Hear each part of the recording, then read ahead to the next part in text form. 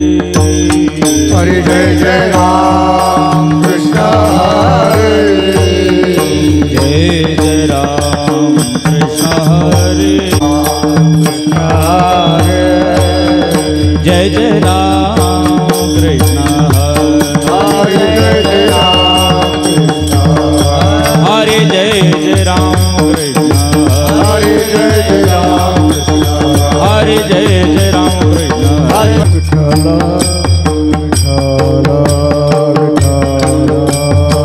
विठ्ठल विठ्ठल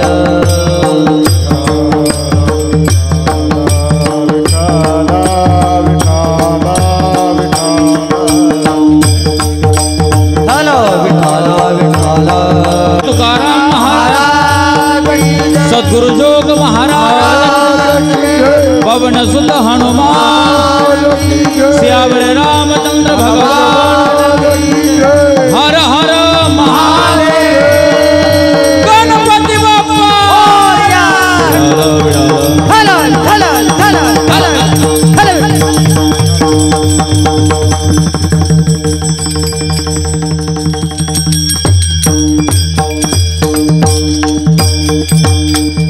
दोष यातेन विचार काही ठाव दिला पायी आपुलिया तो का म्हणे आले समर्थाचे मना जरी होय राणा रंक त्याचा गुणदोष यातेन विचार काही ठाव दिला पायी आपुलिया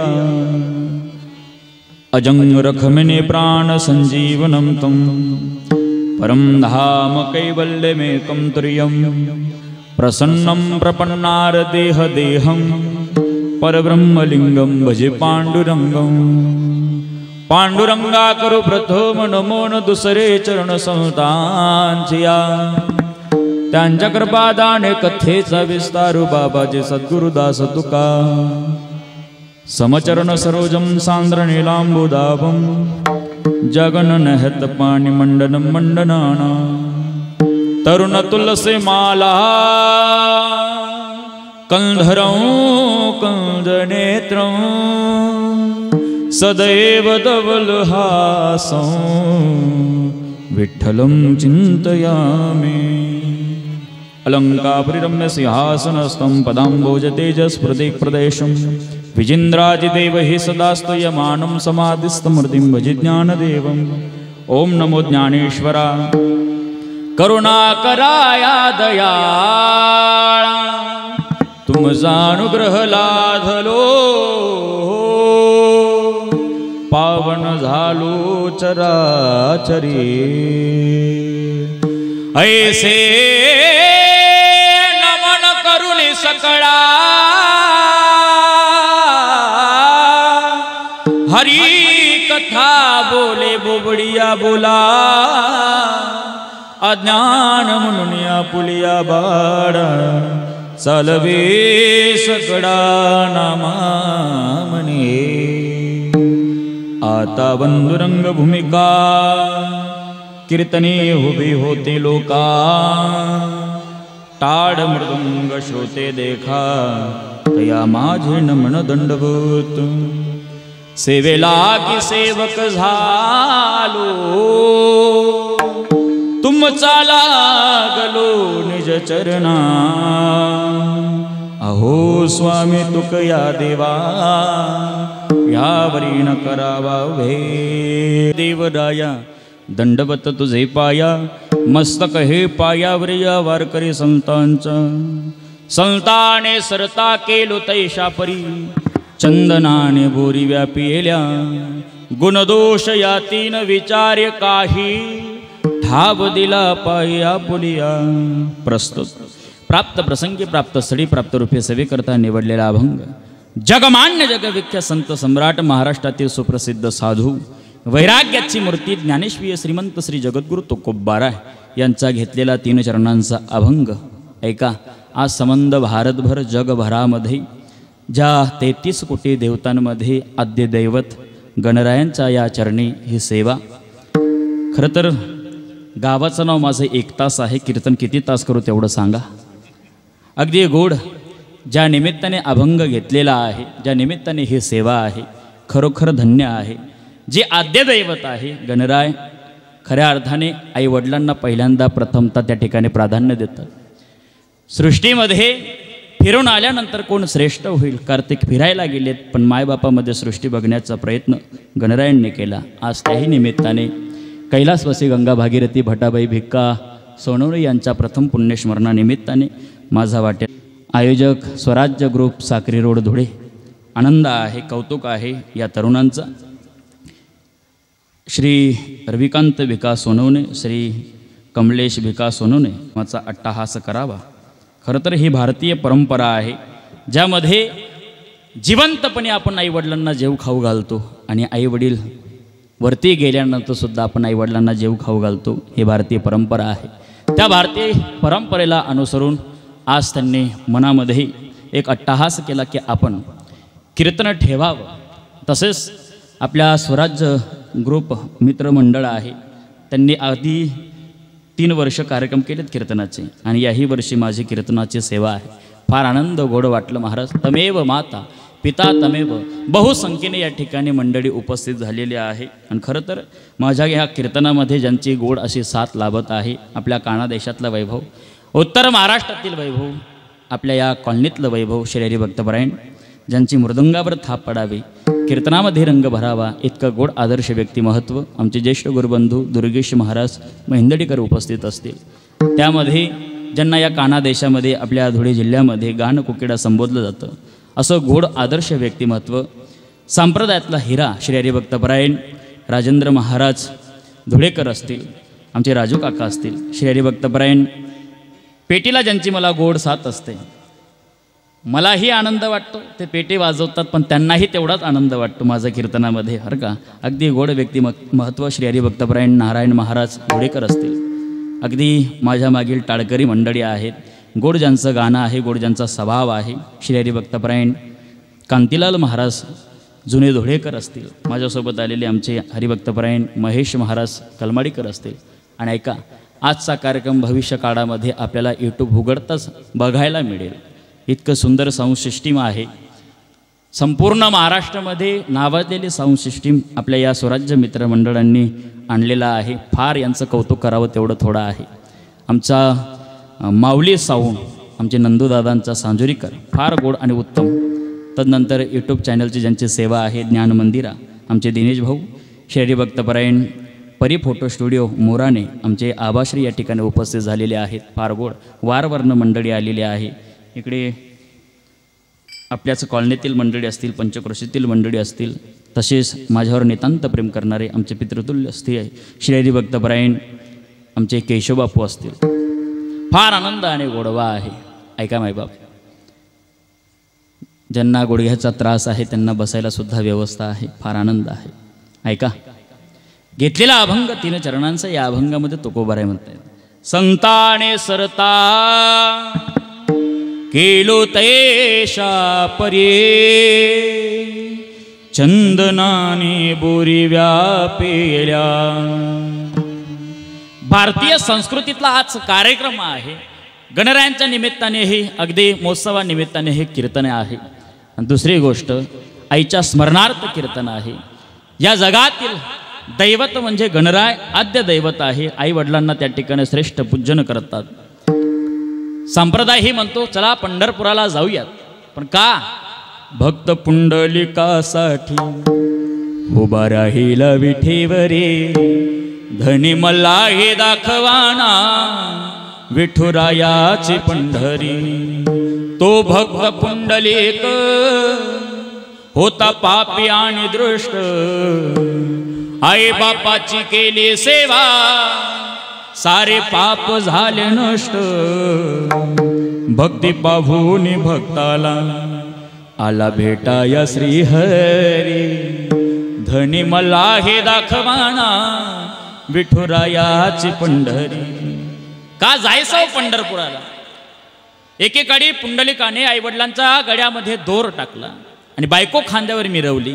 त्याच पुंडलिकाने आईवडिलांची सेवा केली. त्या सेवेवर तत्पर होऊन वैकुंठाला हजर लावून पांडुरंग परमात्माने यावं. पुंडलिकाच्या सांगण्यावरून विटेवर उभं राहावं. आजही पांडुरंग परमात्मा विटेवर उभा आहे. हेच तर प्रतीक आपल्याला त्या ठिकाणी बघायला मिळतंय पंढरपुराला जाऊन.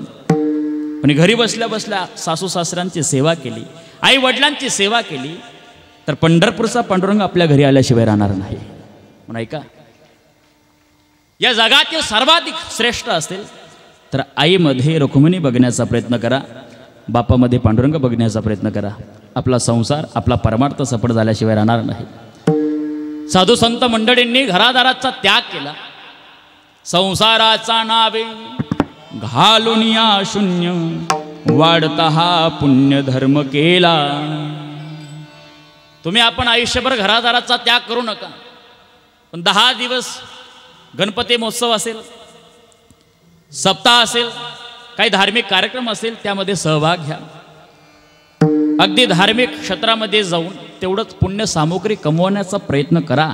इतक्या आदर्श आणि पवित्र देशाबद्दल तुम्ही आपण जन्माला आलो. ज्या महाराष्ट्रात जन्माला आलात त्या महाराष्ट्रातील आजही असा हिरा जन्माला आला, ज्यामध्ये स्वराज्याचं तोरण ज्यांनी बांधावं, वयाच्या 16 वर्षे ज्यांनी हातात तलवार घ्यावी. स्वराज्य ग्रुप आहे आपला. फार आदर्श वाटला मला की एकेकाळी राजा छत्रपती 3 एप्रिल 1680 जगाचा निरोप घेतो. ही बातमी जेव्हा औरंगजेबापर्यंत पोहोचते, बोले हुजूर हुजूर. बोले क्या हुआ? बोले मराठों का सरदार अल्लाह को प्यारा हो गया. बोले क्या बक रहे हो? बोले बक नहीं रहा, उतना ही सच कह रहा हूं जितना कि तुम्हें झूठ लग रहा है. औरंगजेब तार कसून आपल्या सिंहासना उठला, 2 पावलं खाली उतरला, गुडघे टेकलेत, वरती हात करून म्हणाला, हे मेरे मालिक, हे मेरे खुदा, तेरी जन्नत का दरवाजा खुला रखना. किसी की माँ बेटी पर कोई बुरी नजर डाले, उसे तलवार से काट देने वाला छत्रपती तेरी जन्नत में आ रहा है, इसलिए तेरी जन्नत का दरवाजा खुला रखना. हा महाराष्ट्रातला मातीतला छत्रपती शिवरायांचा इतिहास आहे. त्या इतिहासावर जगणारी आजची या ठिकाणी या कॉलनीतली लेकरं असतील की आपण कीर्तन महोत्सव ठेवावं. फार आनंद वाटला. अगदी गोड या ठिकाणी किती फूट असेल गणपती?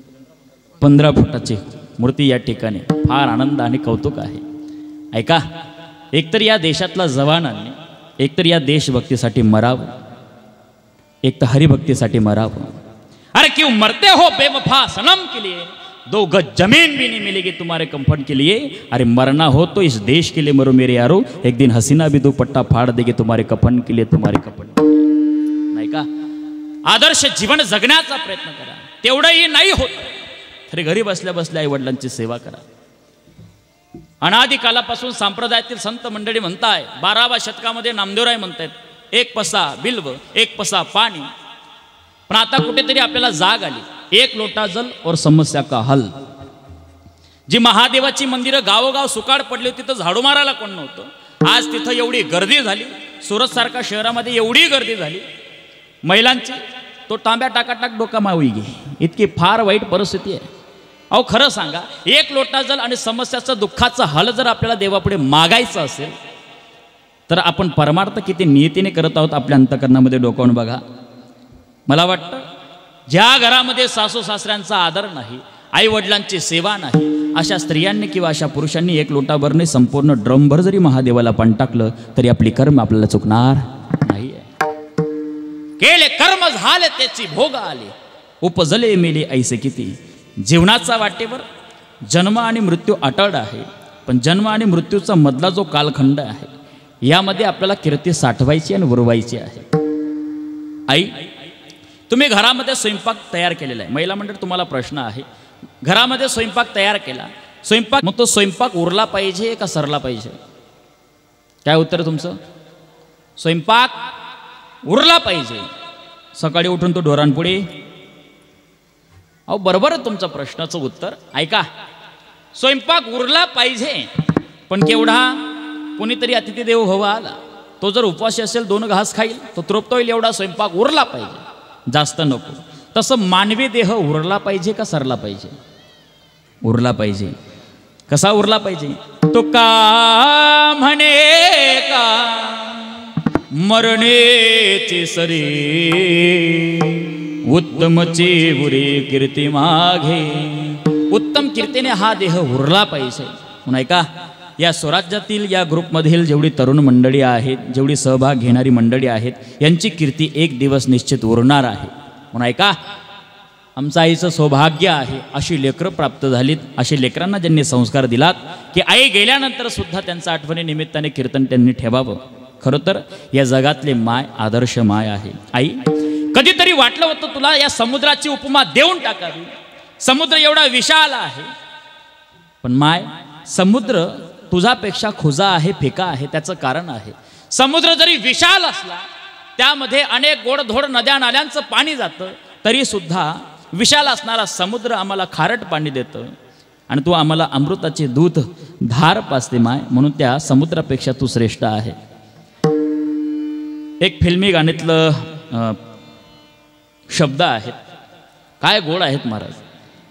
कौन भला इस दुनिया में माँ की जगह ले सका, कोई कह दे माँ होती है माँ, कहा गए ममता भरे दिल कैसे जिए जिए माँ तेरे बिन, ओ माँ तेरे बिना सुना है जहां. काय शब्द असतील म्हणून ऐका. ढगाड गेलेला सूर्य आपल्याला पुन्हा दिसू शकतो, पण मातीआड गेलेली आई पुन्हा आपल्याला दिसणार नाही. सब कुछ मिलता है इस दुनिया में, लेकिन माँ गुजरने पर माँ नहीं मिलती. नाही का, थोर उपकार मायेचे आहेत. आपण भाग्यवान आहोत, इतक्या आदर्श देशामध्ये जन्माला आलो की ज्या देशामध्ये आई वडिलांच्या वचनामुळे 14 वर्ष वनवासाला गेला, तो म्हणजे रामप्रभू. आई वडिलांच्या वचनामुळे काशी यात्रा, तीर्थयात्रा आपल्या खांद्यावर घडवत होता, तो म्हणजे श्रावणबाळ. इतक्या आदर्श देशामध्ये आपण जन्माला यावं. पण या काळामध्ये दुर्दैव आहे आपल्या, या देशामध्ये वृद्धाश्रमांची कमी राहिली नाही. 75 वर्ष सुवर्ण महोत्सव साजरा केलं गेलं मागील 2 वर्ष अगोदर. शासनाची मोहीम होती, हर घर तिरंगा, घर घर तिरंगा. प्रत्येकाने दारादारावर, घराघरावर तिरंगा फडकवला. पण एक गोष्ट लक्षात ठेवा, अजून आपला देश एका गोष्टीमुळे स्वतंत्र झाला नाही. ती गोष्ट म्हणजे कोणती? ज्या दिवशी आपला भारत देश सुजलाम आणि सुफलाम झाल्याशिवाय राहत नाही. थोर उपकार आहेत आईचे. एका वृद्धाश्रमातली माय सांगत होती कर्मचाऱ्याला, म्हटले दादा 20 वर्ष झाले तू माझा लेकराला फोन करून सांगाव, आयुष्य गेलो माझं, पण असा क्षण गेलत नाही, असा एक दिवस जात नाही की माझा लेकराची मला आठवण येत नाही. मध्यकाळी त्याचा फोन आला नाही, त्याचं साधं पत्र आलं नाही. त्याला फोन करावं. कर्मचाऱ्याने लेकराला फोन केला, म्हटलं दादा 20 वर्ष झालीत आमच्या वृद्धाश्रमामध्ये तुमची आई. 20 वर्षा अगोदर तुम्ही घेऊन आला होतात, पण मध्यकाळी तुम्ही भेटायला आला नाही, तुमचा फोन नाही, साधं पत्र नाही. आठवते का तुमची आई तुम्हाला? तुमच्या आईची प्रकृती फार घालवली हो, पण शेवटच्या डोळ्याने तुम्हाला बघायला मिळते. याव. लेकराला लाज वाटली, फोन ठेवला, मोटरसायकलला केक मारले, वृद्धाश्रममध्ये पोहोचला. कर्मचाऱ्याला सांगितलं, म्हटले दादा माझी आई ज्या रूम नंबरमध्ये राहते ना, तेवढा रूम नंबर मला सांगाव. 16 नंबरचा रूम आहे. कर्मचाऱ्याने सांगितलं. पोरगा धावत गेला. 16 नंबरचा रूमचा त्याने दरवाजा उघडला. दरवाजा उघडल्याबरोबर फाटक्या लुगड्यावर पडलेली म्हातारी त्याने पाहिली. जवळ गेला, म्हटले माय. माय हा शब्द त्या म्हातारीचा कानावर 20 वर्षानंतर आदळलेला होता. ताळ कशी म्हातारी उठून उभी राहिली. लेकराला मिठी मारलेली आहे. 6 महिन्या अगोदर म्हातारीचा पाय मोडला होता, कंबर घासून एका पायावर ताळ कशी म्हातारी उठून उभी होती. काय हृदय असेल, मात्र हृदय आहे. लेकराला मिठी मारली, डोक्यावरनं हात कुरवाडते. म्हटले राजा तो जेवलास का रे? काय शब्द असतील आईचे. तो लेकरू म्हणतोय, म्हटले माय तुझी तब्येत बरोबर नाही, चल तुला दवाखान्यात नेण्यासाठी मी आलो आहे. म्हटले राजा आता मला कोणता दवाखान्यात नेतो? आयुष्य गेलं रे राजा, हृदय फुलून आलं, तू आला, शेवटच्या डोळ्याने तुला बघायचं होतं, पण एक शेवटची इच्छा आहे. म्हटले माय अजूनपर्यंत मी तुला एक साडी सुद्धा विकत घेतली नाही, चल तुला दवाखान्यात नेतो ना. म्हटले नको राजा, माझ्यासाठी आता कोणता नया पैसा खर्च करू नको, पण राजा एक विनंती, एक शेवटची इच्छा आहे. म्हटले सांग ना माय, काय तुझी इच्छा आहे? म्हटले राजा तुला जर या वृद्धाश्रममध्ये पंखा बसवता आला ना, पंखा बसवशील? म्हटले माय पंखा? म्हटले हो राजा. जर या वृद्धाश्रममध्ये तू पंखा बसवला तुझे माझ्यावर फार उपकार होतील राजा. कोण म्हणतंय? कोण म्हणतंय? आई, जिने 9 महिने 9 दिवस पोटात वागवलेलं बाळ जेव्हा हा 4 वर्षाचा होता, बापाच्या छत्राच्या हरपलेलं होतं, दुसऱ्याचा बांधावर काबाड कष्ट करणारी माय याला लहानाचं मोठं करत होती, याला इंजिनियर पदापर्यंत कर्तृत्ववान केलं. त्या इंजिनियराची माय हात जोडून विनंती करते, म्हटले राजा तुझे माझ्यावर फार उपकार होतील, या वृद्धाश्रममध्ये पंखा बसव. म्हटले माय पंखा नाही, एसी बसवतो, एसी. म्हटले राजा तुला जर एसी बसवता आली ना राजा, तू एसी बसव, पण हे राजवैभव माझ्यासाठी नाही रे राजा. मग माय एवढा पैसा कशासाठी मी खर्च करावा? म्हटले राजा माझं काबाड कष्टाचं शरीर होतं म्हणून या डास मच्छरमध्ये मी राहिली. 20 वर्षापासून मी राहते या खोलीला, साधा लाईट नाही, अंधकार खोलीमध्ये 20 वर्ष काढलीत. असा एक क्षण गेला नाही, असा एक दिवस गेला नाही की तुझी मला आठवण नाही. मग माय ही एसी फॅन पंखा हे लावायचं करण्यासाठी. म्हटले राजा कदाचित तुझी लेकरं जेव्हा मोठी होतील ना, तुला लात मारून जेव्हा या वृद्धाश्रममध्ये पाठवतील ना, तेव्हा तू बिना एसी बिना फॅनचं राहू शकत नाहीत. हिला म्हणावं माय.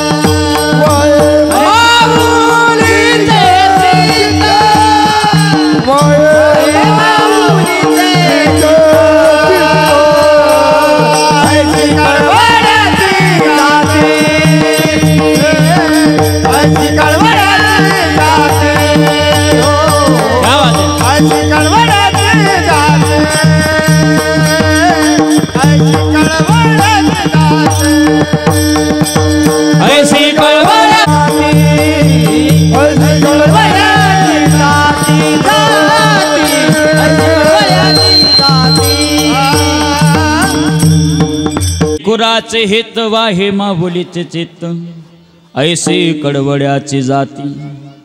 ऐका, ऐसी कडवड्याची जाती. म्हणून जीवनामध्ये सर्वाधिक श्रेष्ठ एक माय आणि बाप. जीवनाचा वाटेवर आपलं बरं वाईट झालं ना, दवाखान्याचा बेडवर डोळे उघडून पहा. एक तर त्या बेडचा खाली एक तर तुमचा बाप तुम्हाला आढळेल, नाही तर तुमची माय. इतर या जगातलं कोणी उभं राहणार नाही, नाही का? साधू संत मंडळींनी आतापर्यंत तेच आपल्याला सांगितलं की बाबा जीवनाचा वाटेवर तुझ्याचा कल्याणा संतांचा विभूती, देह कष्ट भीती परोपकारी, संताने सरता केलो तैशा परी, चंदनाने बोरी व्यापिलेल्या. या समाजाला जागृत करण्याचं काम साधू संत मंडळींनी केलेलं आहे. आज जगाचा जर काही बदल झाला असेल तर संत मंडळींमुळे. काही मंडळी म्हणतील वैज्ञानवादी, म्हटले महाराज या जगाचा बदल काय संतांनी केलाय का? विज्ञानाने केलाय. बरोबर आहे. आज झपाट्याने हे संपूर्ण जे काही जग बदलतं आहे हे विज्ञानाचा साहाय्याने. आज दिवसाचं काम तासांवर, तासाचं काम मिनिटांवर, मिनिटाचं काम सेकंदापर्यंत येऊन पोचलं. याला म्हणावं विज्ञान. विज्ञान इतकं पुढे गेलं, प्रत्येकाच्या खिशापर्यंत आलं. इथली व्यक्ती 1000 किलोमीटर अंतरावरच्या व्यक्तीसोबत संवाद साधू शकतो, एवढं विज्ञान पुढे गेलं. पण अजून विज्ञानाला एक गोष्टमध्ये बदल करता आला नाही. ती गोष्ट म्हणजे कोणती? विज्ञानाला अजून माणसाचा स्वभाव बदलवता आला नाही. हां, बदल भरपूर करतील हे जे RCCचे घरं बांधणारी आहेत ना. आता काही इंजिनियर मंडळी कॉटला नड्या लावणार आहेत. जसं पाहुणे वगैरे आलेत, एखाद्या स्त्रीला अर्धा किलो तांब्या तो ग्लास भरून द्यावा लागतो. आता पाहुणे आलेत, काओ पाणी तर पाजाव, तोंड पुढे कला घाल नडी. हा बदल होईल, पण माणसामध्ये अजून स्वभावामध्ये परिवर्तन करता आलं नाहीये. बरं ठीक आहे महाराज, जरी माणसाचा स्वभाव विज्ञानाला बदलावता आला नाही, पण संतांना कुठे शक्य झालं? चला, कोडियाची कीर्ती वाढली गहन, केले रामायण राम आधी. वाल्या कोळीमा हत्यारे होता, कथाभाग सर्वांना माहिती आहे. ब्राह्मण मारलेले आहेत. प्रत्येक ब्राह्मणाकडनं नित्यनेमाचा शालिग्राम घ्यायचा आणि रांजणामध्ये टाकायचं. असे 7 रांजणं वाल्याने टाकले. पण नारदाची भेट झाली, परिवर्तन झालं. कोडियाची कीर्ती वाढली गहन, केले रामायण राम आधी. रामायण होण्याचा आधी वाल्याने रामायण लिहून ठेवलं, म्हणून वाल्याचा वाल्मिक ऋषी केलं साधू संतांचे. म्हणून संतांच्या संगतीचा हा परिणाम आहे. साधू बोधला नुरुनिया ठेला, साधू बोधला नुरुनिया ठेला, साधू बोधला नुरुनिया ठेला, साधू बोधला नुरुनिया ठेला.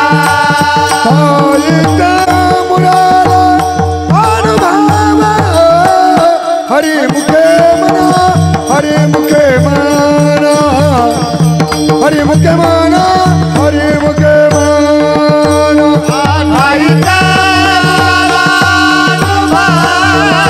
हव